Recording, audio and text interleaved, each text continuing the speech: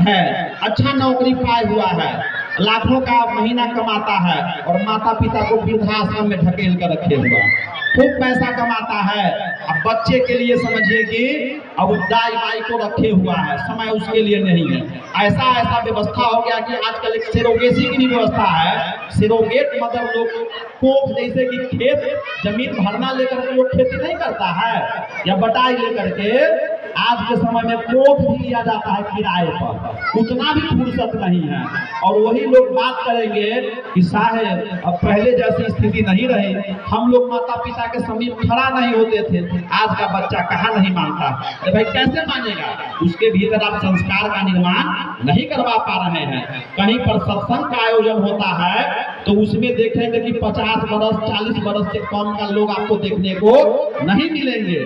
लेकिन यही पर कहीं पर रंग मंच लगे, जो दूषित मंच लगता है, जहाँ पर रंगारंग कार्यक्रम हो और जहाँ पर अश्लीलताएं परोसी जाते हैं, अभद्र अभद्र गाना बजता है, वहाँ पर देखेंगे कि लोग भीड़ लगाकर पहुँचते हैं। अब मेला में जाएगा दुर्गा जी देखने के लिए और वहाँ पर बच्चे को अगर नहीं दिख रहा होगा तो कंधे पर बिठा के दिखाएगा कि देखो। और सत्संग में आएगा तो अगर छोटा बच्चा है वो कहेगा कि हमको ले चलिए, तो क्या कहेगा? सत्संग तुम लोगों के लिए नहीं है, इसमें हम जाएंगे। तो संस्कार का निर्माण कैसे होगा जब तक सत्संग से उसको नहीं जोड़ेंगे? तो चर्चा जो करते हैं कि साहब पहले 5 भाई थे, अब एगो बच गया, तो आप बताइए कि आप सत्संग करवाते हैं तो इस कार्यक्रम को करवाने में धन पैसा का जरूरत जहाँ पर है तो उसका व्यवस्था तो किसी तरह से कर लिया जा सकता है, कर्जा लेकर के, खेत जमीन बेच करके, चंदा लेकर के। और साधु भी चंदे लगा के लाइएगा खरीद के, कि साधु आपको बनाना पड़ेगा?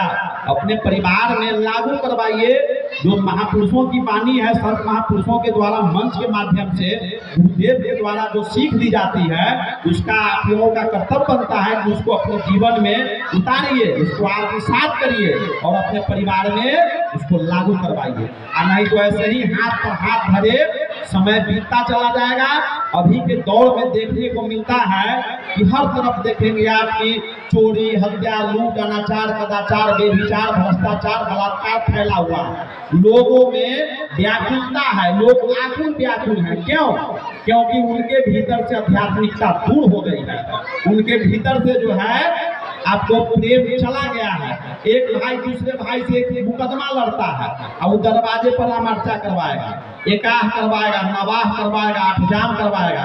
चर्चा किस बात पर होगी? कि भरत महाराज किस तरह का प्रेम रखते थे राम के प्रति, राम कैसे भ्रातृत्व प्रेम को निभाए अपने जीवन में। और आप भाई भाई में मुकदमा लड़ते हैं तो धन बेकार खर्चा करते हैं, उसको नहीं करना चाहिए।